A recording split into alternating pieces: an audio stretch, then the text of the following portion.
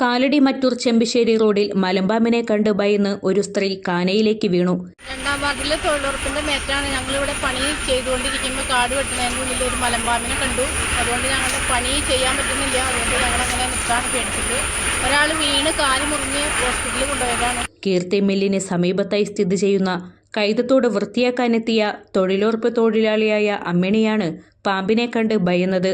തൊഴിലുറപ്പിന്റെ പണിക്ക് വന്നാണ് ഞങ്ങള് ഇത്ര വരെ വെട്ടി വന്നപ്പോൾ കണ്ടേ. ഇത് കണ്ടു കഴിഞ്ഞപ്പോൾ ഒരാൾ തോട്ടിലേക്ക് ചാടി വഴി അതിനെ ആശുപത്രി കൊണ്ടുപോയേക്കാണ്. പിന്നെ ഇവിടെ പണി നിർത്തിക്കൊണ്ട് നിങ്ങൾ എൻഡോസിനെ വിളിച്ചിട്ട് നിങ്ങളെ വിളിച്ചത്.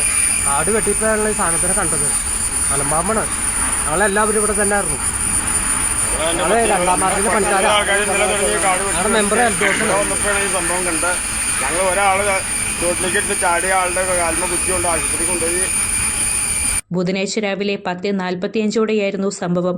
കൂടെയുണ്ടായിരുന്ന തൊഴിലുറപ്പ് തൊഴിലാളികൾ ചേർന്ന് ഇവരെ മറ്റൂർ ഗവൺമെന്റ് ആശുപത്രിയിൽ പ്രവേശിപ്പിച്ചു.